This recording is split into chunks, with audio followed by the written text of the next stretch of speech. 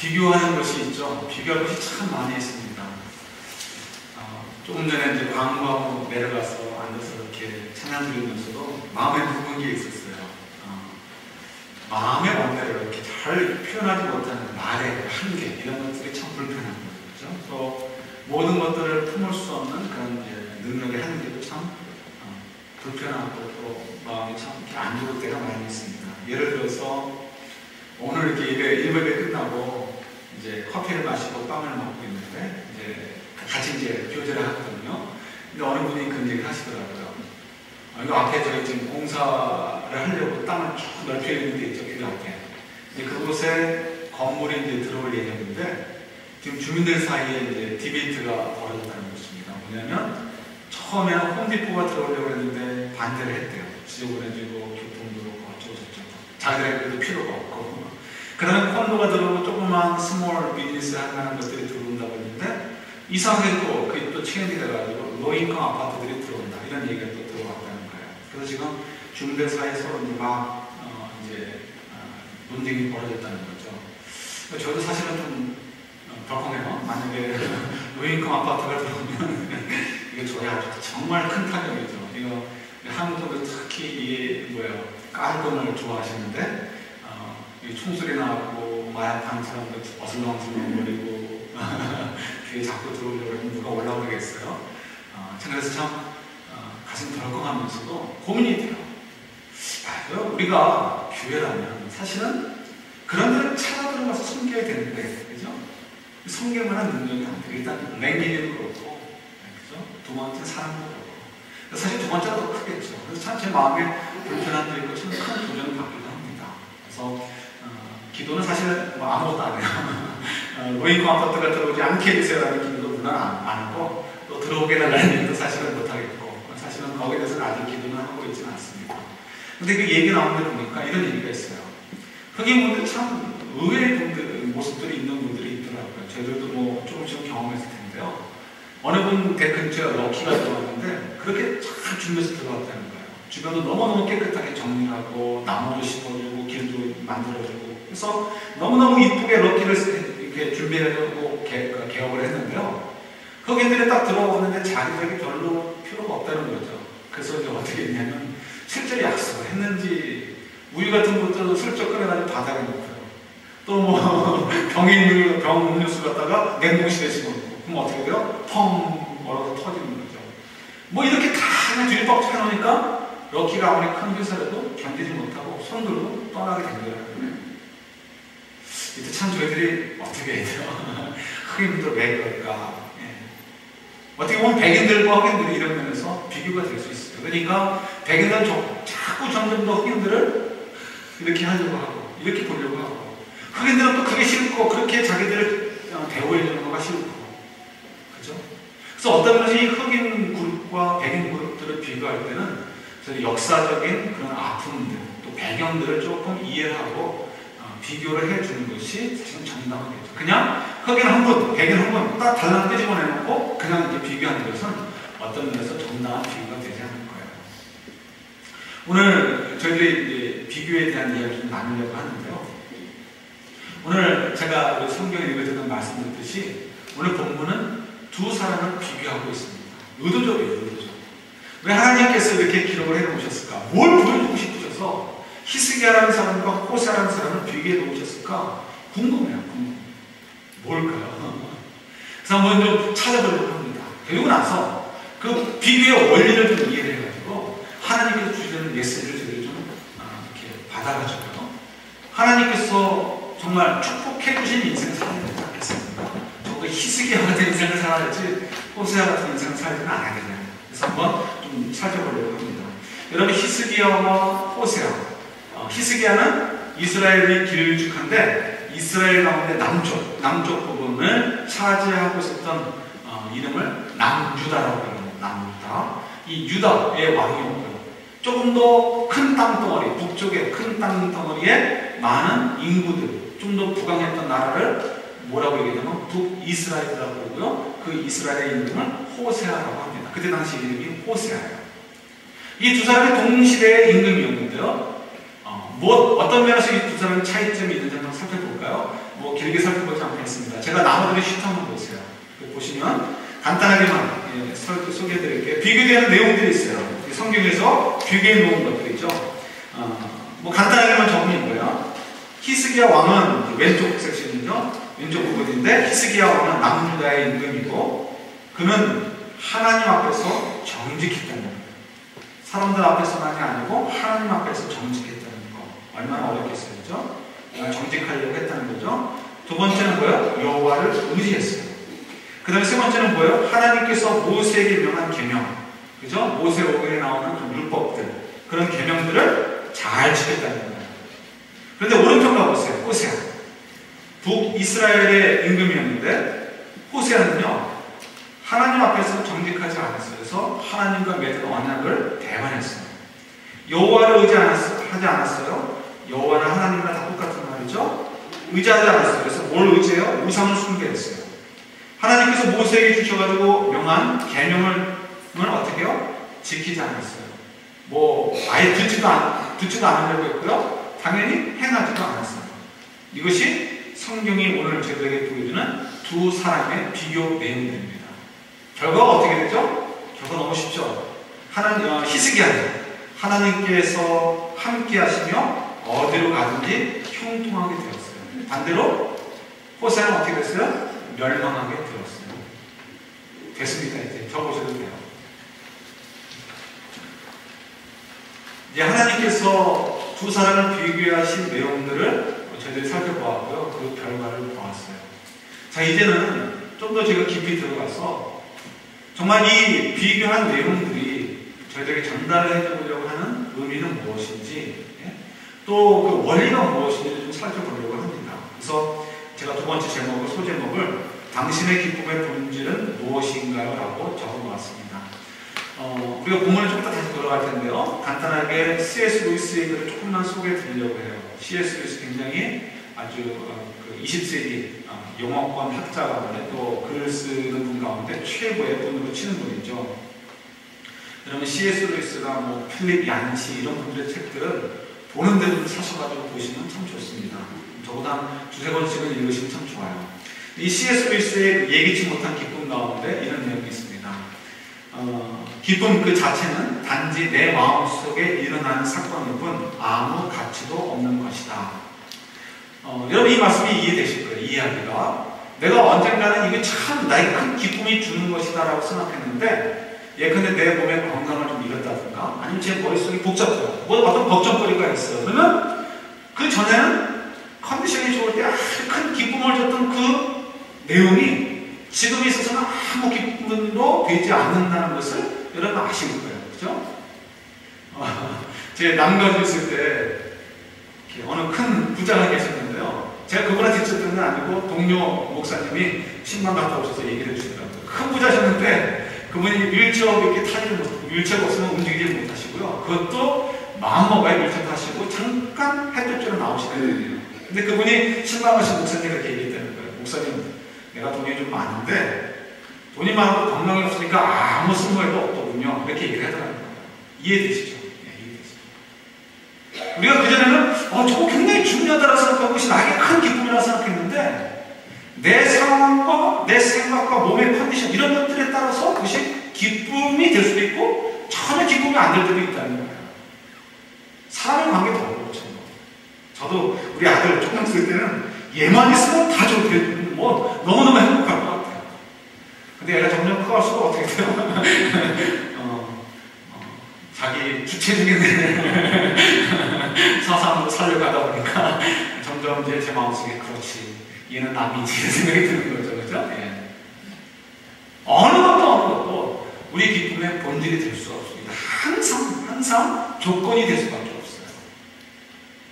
그래서 이 C.S. 루이스가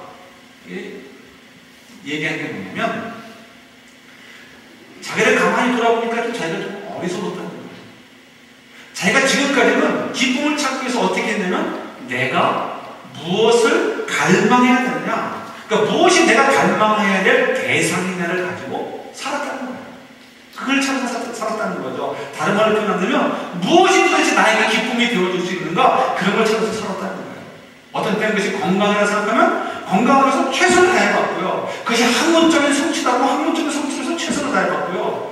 또 어떤 때는 가르치면서 얻는 명예다. 그 명예를 얻기 위해서 최선을 다해보고 이것저것 다 해봤는데 그 모든 기쁨들이 다 뭐예요? 조건적이었다는 거죠. 그래서 야, 이건 바보 같구나. 너 아무것도 아니구나. 이걸 깨달은 거예요. 그래서 그 다음에 그의 마음이 어떻게 체인되냐면 무엇이가가 아니고요. 누가 내 갈망의 대상이냐. 다른 말로 좀 더 쉽게 얘기하면 누가 내 기쁨의 본질이 되어줄 수 있느냐. 이거를 찾기로 그의 마음이 체인되었다는 거예요. 뭘 얘기하고 싶겠어요? 어느 것도 내 기쁨의 본질이 되어줄 수 없어요. 기쁨의 본질이 되어줄 수 있는 것은 여호와 하나님밖에 없다는 거예요. 그래서 C.S. 루이스가 최연이 되어졌어요. 무신론자였잖아요. 그의 친구들도 무신론자들이었어요. 주로 뭐 악스퍼드에 있는 교수들 뭐 이런 분들이니까 이게 발달된 분들은 영성이 메말라가지고 그죠? 자기 지식을 너무 믿다가 하나님을 찾지 않으니까 이렇게 어려울 때가 많이 있죠. 이분도 그분들 중에 하나였는데 어느덧 자기를 성찰해 보니까 그게 아니더라고요. 그렇죠? 그래서 바꿨다는 거예요. 변함이 없이 내가 건강이 좋던 건강이 나쁘던 내 자녀들이 잘 되든 잘 되지 않던 좋은 학교를 가든 좋은 학교를 못 가든 내가 돈을 많이 벌든 벌지 못하든 경기가 좋든 나쁘든 변하지 않아요. 내가 항상 기쁨을 얻을 수 있고 위로를 얻을 수 있는 것이 있는데 그것이 무엇인가 다른 것이 아니고 여호와 하나님이었구나 하는 것을 깨닫게 된 거예요. 그래서 이제는 그가 어떻게 해요? 바뀌었다는 거예요.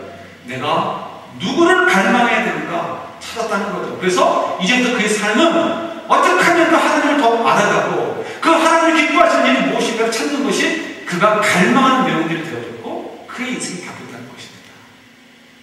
자기 오늘 본문으로 돌아갈게요. 이 컨셉을 가져가 보는 거예요. 히스기야와 호세아 보세요. 그 두 사람도 동일하게 무엇이 자기를 기쁘게 해주는 것인가, 무엇이 내가 갈망해야 될 것인가를 찾아서 살았던 사람들이에요. 그죠? 예를 들어서 어떻게 하면 나를 부강하게 할까? 어떻게 하면 땅을 좀 더 넓히고 국민의 수를 늘려서 세금을 더 많이 얻고 군대를 더 늘려가지고 나를 든든하게 할까? 어떻게 하면 경제를 부흥시킬 수 있을 것인가? 어떻게 하면 내가 건강할 것인가? 어떻게 하면 내가 권력을 든든하게 세울 것인가? 이런 거를 쫓아 살았던 사람들이잖아요. 근데 호세아는 뭐를 쫓아 사는 거야? C.S. 루이스의 말에 의하면 전자를 쫓아 사는 거예요. 무엇이 내가 갈망해야 할 대상인가? 무엇이 나를 기쁘게 할 만한 대상인가? 이걸 찾다 보니까요. 눈에 보이는 것, 금융, 돈의 위로, 또 권력을 통해서 얼마든지 거짓말을 하고 얼마든지 속에서라도 그걸 유지하면 된다라고 하는 생각들. 이런 것들을 통해서 혹은 또 정치적인 영광, 군사적인 동맹 이런 것들을 통해서 나를 지킬 수 있다고 생각하는 거예요. 자기에게 기쁨이 올 거라고 생각하는 거죠. 내가 건강만 하면 내가 기뻐할 수 있는 인생을 살 수 있다. 내 자녀들과 좋은 학교 가고 좋은 직장 가면 내가 기뻐하는 삶을 살 수 있다. 이런 생각을 가지고 살았던 것이 호세아였던 것을 성경이 가르쳐주고 있습니다. 결론은 뭐 얘기할 것도 없어요. 여러분 잘 아십니까? 반대로 히스기야는 어떻습니까? 그는 무엇이 내가 갈망해야 할 대상인가라고 생각하지 않아요. 누가 내 기쁨의 본질이 되어주십니까? 누가 내가 누구를 갈망하며 살아야 되는 대상이 될 수 있는가를 생각했던 사람이 히스기야죠. 히스기야는 눈에 보이는 것을 의지하지 않으려고 했습니다. 돈을 의지하려고 하지 않았고요. 권력을 의지하지 않으려고 했어요. 사람을 속고 속이면서 어떤 이런 그런 괴술 이런 그런 것들을 통해서 자기의 위치를 지키려고 하지 않았어요. 나를 지키려고 하지 않았어요. 하나님의 약속. 하나님이 어떤 분인가에 집중하였고 그 하나님의 약속에 집중해서 그가 하나님을 갈망하는 삶을 살았습니다. 결과도 여러분 너무 잘 아시죠? 그의 인생이 어떤 일들은 저희들이 잘 알고 있습니다. 무엇이 차있다고요? 어디에 원리가 있다고요? 무엇을 찾느냐가 아니고 누구를 찾느냐가 중요하다는 거예요. 그 누구는 여호와 하나님의 어떤 것도 있지 않습니다. 어떤 것도 그 자리를 대신해 줄 수 없어요. 살아계신 여호와 하나님, 전능하신 하나님에게는 그 자리를 대신 차지할 사가 없다는 것을 기억하십시오. 그 하나님의 약속을 믿으셔야 됩니다. 조금만 더 들어가 볼게요. 7절 한번 보시려고 하면 그 내용 가운데 7절 한번 보세요.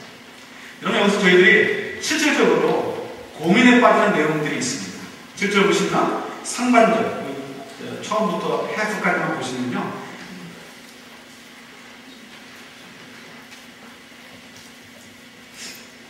같이 한번 읽어볼까요? 자, 시작. 여호와께서 그와 함께 하시매 그가 어디로 가든지 어땠다고요? 형통하였더라. 형통하였대요. 형통의 의미가 뭔지 아시죠? 그런데 12절까지 저희들이 읽었고 그 다음에 또 다른 이야기, 히스기야에 관련된 이야기가 13절에서 바로 연결이 되는 거예요. 13절에서 어떤 일이 벌어집니까? 그가 복권을 샀는데 당첨이 되었다. 아니면 그가 주식을 샀는데 주가가 확 올라가더라. 그가 암이 걸렸었는데 벌떡 일어나게 되었다. 이런 내용이 기록되어 있어져야 당연한 거 아니겠습니까? 자연스러운 거잖아요. 그가 형통하였더라라고 7절에서 기록하고 있습니다. 근데 바로 13절에서 어떤 내용이 기록되어 있습니까? 누가 그를 괴롭히러 쫓아왔어요? 아시리아가 예루살렘을 방문하게 된 거예요. 어떤 의미로 방문하게 되었죠? 선한 의미로 방문한 게 아니고요. 잡아먹으려고 쳐들어오게 된 거예요. 아니 하나님께서 분명히 형통하게 하게 하셨다라고 하셨고 일종의 약속이기도 한 건데 어떻다고요? 바로 그 다음에 이어지는 이야기는 놀랍게도 아시리아라는 대나라의 대국의 군대가 쳐들어오는 일이었습니다. 이때 상황이 얼마나 급박한데요. 성경이 제대로 조금 보여주는데요. 이 히스기야 임금이 뭐 군사력으로 게임이 될 수가 없어요. 이거는 뭐 물질분덕이 사수대첩해가지고 될 것도 아니고 너무너무 비교 안 되는 상대이기 때문에 어쩔 방법이 없어요. 그래서 할 수 없이 사신을 보내가지고 우리가 어떻게 하면 당신들하고 전쟁을 안 하겠습니까? 안 할 수 있겠습니까? 우리가 어떻게 하면 당신들에게 죽임을 당하는 것을 피할 수 있겠습니까? 라고 묻게 됩니다. 그랬더니 어떻게 뭐라고 얘기했냐면 이 16절에 보면 14절에 보면 은 300달란트와 금 30달란트를 정하여 갖고 와라. 그러면 내가 너희들을 용서해 줄게. 굉장한 양념이죠. 톤의 개념으로 나오더라고요. 이거 엄청난 양념이죠. 그 조그만 땅덩어리에 그만한 은이 있겠어요. 그러니까 모으다 안 되니까 어떻게 해요? 성전에 데코레이션 하려고 액센트 같은 거 집어넣었던 그런 것들을요 긁어가지고 금박이 같은 것들 다 긁어 모아가지고 모아가지고 보낼 정도로 그렇게 금을 구하는 것이 어려웠습니다. 은 구하는 것도 마찬가지입니다. 그렇게 해서 보냈는데 충분히 안 갔는지 결국 아시리아 임금이 쳐들어오게 됩니다. 여러분 예루살렘을 그 아시리아 군대가 뺑 둘러싸고 있어요. 남유다는 홀로 남아있습니다. 북이스라엘이나 아람이나 모든 주변 국가들이 다 아시리아에게 굴복을 했고요. 더 남쪽에 있는 애국조차도 이미 굴복이 되어진 상태예요. 조그만 땅덩어리 남습니다. 이건 정말 아무것도 아닙니다. 그 중에 예루살렘밖에 남지 않았어요. 히스기야의 마음이 어땠을까요? 예루살렘 안에 들어가 있는 백성들의 마음이 어땠을까요? 하나님이 형통케 하게 하신다고 했는데 이게 뭔가? 이런 의심이 안 들까요? 백성들에게도 히스기야는 할 말이 없을 것 같아요. 하나님이 우리를 형통케 하신다고 했어요. 히스기야가 아무리 얘기를 해도 현실적으로 지금 눈앞에 보이는 것들은 뭐예요? 뺑 둘러싸는 수많은 군대들이 그들을 욱박지르고 있고요. 이들이 얘기할 때 야, 너희들 대변을 먹게 할 것이고 너희들 손을 마시게 할 거다. 이렇게 겁을 주니까 얼마나 무섭겠어요. 히스기야가 막 흔들리지 모릅니다. 그런데 히스기야는 어떻다고요? C.S. 루이스의 정의대로 무엇을 내가 가지고 있어야 내가 기뻐할 것인가 생각하지 않았어요. 누구를 내가 붙잡고 있어야 내가 행복할 수 있는가를, 기뻐할 수 있는가를 그가 놓치지 않았어요. 히스기야가 어떡하죠? 아무리 협박을 하고 속이려고 해도 넘어가지 않았습니다. 그야말로 까불 같은, 촛불과 같은 풍전등화라고 하죠. 바람 앞에 까불같이 막 펄펄거리는 촛불과 같은 운명이 그의 운명이었음에도 불구하고 끝까지 뭐예요? 무엇에 손을 뻗치지 않았고요. 누구에게 계속해서 손을 뻗쳤어요. 여호와 하나님께만 손을 들었고 여호와 하나님께만 도움을 구했어요. 어떻게 됐죠? 고난과 고통이 있었지만 결국 그 군대들을 하나님께서 쳐보셨어요. 이해가 되시죠? 이래서 13절에서 바로 이 어려운 이야기가 기록됩니다. 하나님께서 형통케 하신다고 했다면 온 주변 나라가 애굽, 이집트라는 나라조차도 다 아시리아에게 굴복되는 상황이 벌어져도 이 조그만 땅덩어리 남유다 별거 아닌 유다조차도 어떻게 해요? 하나님께서 보호하시면 형통케 된다는 것을 가르쳐 주시는 거예요. 아시리아 임금이 하나님 이적과 같은 일을 벌이셔서 그가 그냥 나라로 돌아가게 되고 그리고 거기서 암살을 당하게 되죠. 그리고는 아시리아가 급격하게 기울게 되고 그 다음에 얼마 안 있어서 바벨론이 이제 세계 역사 가운데 중심으로 뜨게 되는 일들이 벌어지게 됩니다. 뭐라고요? 하나님을 붙잡는 사람들, 하나님이 내 기쁨의 본질이라는 것을, 내 행복의 본질이라는 것을 믿고 하나님을 붙잡고 갈망하는 사람들의 삶이 어떻다는 것을 보여줍니다. 잠깐만 제가 사이드로 말씀을 드리고 싶은 것은 우리가 여기서 형통이라는 것들이 고민이 될 때가 있어요. 형통이라는 것은 고난과 어려움이 없다는 것이 아닙니다. 예를 들어서 예수님도 어떻게 해요? 그의 인생이 고난과 어려움의 인생이었어요. 사도 바울도 그랬고요. 뭐 여러분들도, 저도 여러분들도 그렇죠. 근데 저희들이 착각하시면 안 돼요. 오해하시면 안 되는 거예요. 나에게 이런 고통과 어려움이 있을까? 내가 뭘 잘못해서 그럴까? 내가 기도를 안 해서 그런가? 기도가 부족해서 그런가? 예, 때로는 그럴 때도 있긴 있어요. 그러나 일반적으로 우리가 고통을 누리고 어려움을 겪는 것은 이 땅에 우리가 사는 동안에는 모두, 어느 누구도 다 누릴 수밖에 없고 피할 수 없다는 것을 기억하셔야 돼요. 그죠? 예? 우리가 비가 와요. 불편해요. 비가 오면 아무리 믿음 좋은 사람도 조심해서 운전을 해야 돼요. 아무리 하나님 사랑하는 사람이라도 막 아무데나 막 그냥 이 좋은 날씨에 레이스 장을 막 도는 것처럼 붕붕 몰아가면 어떻게 돼요? 그건 100% 사고날 수밖에 없는 거예요. 그게 뭐예요? 자연의 질서라는 것입니다. 아무리 기도 많이 하는 사람도 감기에 걸리고 암에 걸릴 수 있어요. 아무리 신앙 좋은 사람도 어떻게 해요? 그가 연로하면 기운이 빠질 수밖에 없고 세포가 늙을 수밖에 없고 죽어져 갈 수밖에 없어요. 이 법칙에서 벗어날 수 있는 사람은 한 사람도 없어요. 그러니까 어떻게 해요? 그렇구나. 내가 이런 고난과 고통받는 거 때로는 사람들하고 섞여 사니까 사람들한테 상처도 받고 나도 상처를 주고 하는 것들은 뭐예요? 이 땅에 사는 동안에 자연의 질서 속에서 당연한 거구나 하고 그냥 받으시면 되는 거예요. 그런데 우리에게 뭐가 있어요? 기쁨의 본질인 여호와 하나님이 있잖아요. 그러니까 그 하나님을 바라보면서 그 하나님의 사랑 때문에 내가 위로받을 수 있고 격려받을 수 있고 구원을 받을 수가 있는 거예요. 여기서 차이가 있는 거예요. 또 하나, 고난을 받는 이유, 이건 이제 믿는 사람에게만 해당되는 거예요. 하나님이 일부러 자연의 질서를 뛰어넘어서 혹은 그걸 활용하셔가지고 우리에게 고난을 주세요. 왜 주실까요? 너무 잘 아시죠? 우리를 사랑하셔서 우리를 붙잡아 주시기 위해서 우리에게 고난을 주시나요? 왜? 얼마나 교만하고 얼마나 어리석습니까? 조금만 쉬워지면 그냥 하나님이 뭐가 없잖아요. 그래 하나님 아시니까 우리를 붙잡아 주시기 위해서 주시는 거예요.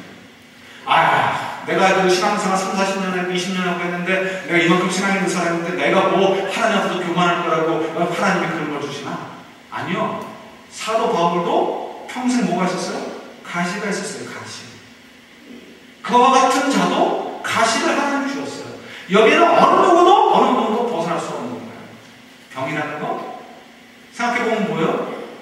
하나님 없이 생각할 때는 저주고 귀찮고 불편하고 이거예요. 그러나 하나님을 인정하게 되면 어떻게 돼요? 이 병조차도 감사가 될 수 있고 기쁨이 될 수 있어요. 불편해요. 그러나 우리가 하나님 때문에 위로받게 되고 하나님의 사랑 때문에 우리가 어떻게 해요? 격려를 받을 수 있고 감사할 수가 있는 거예요. 이해가 되십니까? 두 입술을 굳게 붙잡고 여러분의 자리예요. 여러분의 자리. 성령께서 음성을 주시면 듣게 하시면 여러분의 삶이 바뀌어지는 거예요. 우리가 아무리 기도해도 우리가 갑자기 두 날개가 생겨서 천사처럼 펄펄 날아다닐 수 없습니다. 우리가 아무리 기도해도 은사가 바뀌지 않습니다. 저는 죽었다 깨어나고 빌 게이츠가 될 수가 없어요. 더더욱 빌 게이츠는 혹시 될지 모르겠지만 죽었다 깨어나고 샌프란시스코 이번에 월드 시리즈 우승했잖아요. 그 가운데 제가 들어갈 수 없어요. 그건 제가 체력적으로 안 되는 걸 뻔히 알잖아요.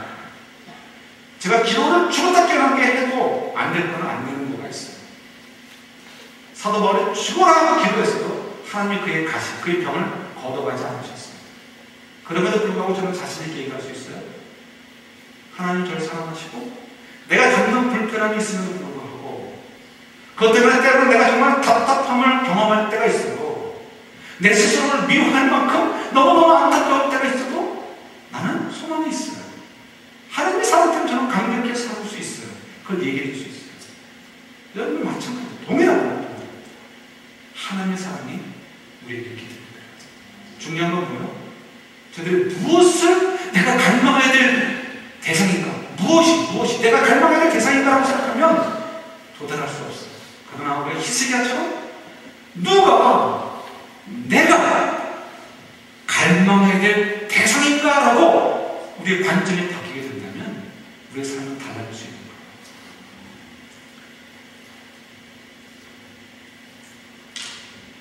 어느 심리학 제가 이제 요즘 뭐 공부하는 와이프한테 얘기 들은 얘기인데 사람들을 사회학적으로 구분해가지고 이 피라미드 구조를 이렇게 정리한 얘기를 들었습니다. 보니까 사람들의 그 이제 정신적인 수준에 따라서 이렇게 레벨을 놓은 건데요. 사람이 어떤 행동을 할 때 그 행동을 할 때는 동기라는 거죠. 동기가 부여되어야 될 움직이죠. 모티베이션이라는 거죠. 모티베이션. 그래서 이 사람들이 어떤 모티베이션, 동기를 받을 때 행동하게 되는가 하는 얘기를 그런 것들을 조사를 했는데 제일 피라미드, 제일 밑에, 제일 넓은 부분이죠. 제일 많은 사람들이 어떻게 하냐면 그냥 어린아이 수준으로 행동하는 거예요. 예를 들어서 환경에 주어지는 이제 요소 때문에 동기의 부여를 받는다는 거예요. 쉽게 얘기하면 이거예요. 아이들 뭐 시키려면 뭐 하면 돼요. 정민이 같잖아요. 네? 사탕 하나 줄게. 이제는 안 좋아하나요? 그래서 어떻게 돼요? 디스게임 하나 사줄게 그러면 어떻게 해요? 예, 안 맞겠다는 주사도는 열 대는 맞을 수 있을 거죠. 아이들에게는 뭔가 원하는 것을 쥐어줄 때 동기부여가 됩니다. 뜨끔하지 않습니까? 우리 얘기 같잖아요. 우리 얘기. 우리 뭔가 쥐어줄 때 동기부여가 되잖아요. 그런데 높이 올라갈수록 바뀌는데 제일 꼭대기 소수의 사람들이죠. 세계의 정신세계를 움직이는 사람들. 그 중에 저는 뭐 예수님밖에 인정하고 싶지 않아요. 예수님이 거기 들어가 있는데 예수님의 동기부여는 사랑이에요. 사랑. 그가 누구를 사랑하셔요? 하나님 아버지를 사랑하셔요. 그가 또 누구를 사랑하셔요? 하나님의 백성들을 사랑하셔요. 그래서 어떻게 해요? 하나님에게도 기쁨이 되어드리고 싶고 하나님의 백성들에게도 기쁨이 되어주고 싶으셔서 이 땅에 오셨어요. 그리고 우리 죄를 깨끗게 하셨어요. 그에게 돌아오는 보상 없어요. 사탕이 주어지는 것도 아니고 디스게임이 주어지는 것도 아니에요. 그럼에도 불구하고 그분은 모든 것들을 내려놓으시고 이 땅에 오셨어요.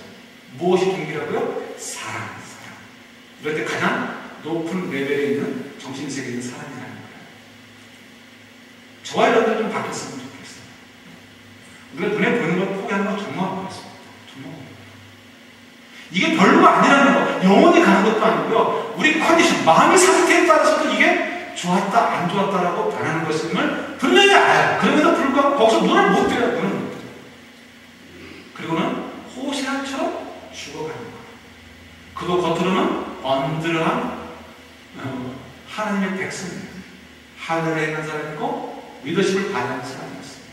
그러나 그가 무엇을 내가 갈망해야 되는가에만 집착해서 살다 보니까 당장 손에 쥐어지는 것, 사탕, 디스게임 이런 것들을 쫓아가다 보니까 하나님을 의지하지 않게 되고 하나님을 보지 않게 되고 결국 그는 멸망이라는 후회할 수밖에 없는 인생을 살아갈 수밖에 없었어요. 우리 너무 눈에 보이는 것에 끼지 않았으면 좋겠어요. 내려놓고 우리를 품으시고 사랑하시는 하나님을 볼 수 있으면 좋겠어요. 그 하나님 때문에 내가 지금 건강이 좀 안 좋아요. 내가 좀 불경기 때문에 비즈니스가 너무 힘들어요. 여러분 낙담하지 마세요. 왜요? 온 우주의 하나님이 여러분을 사랑하시잖아요. 그 하나님이 여러분을 너무너무 사랑하세요. 그 하나님 그리고 여러분들에게 결코 반복되지 않는 약속을 주셨어요. 너희가 내 말을 믿고 따르면 어떻게 하신다고요? 나는 너희의 하나님이 되고 너희는 내 백성이 될 거야.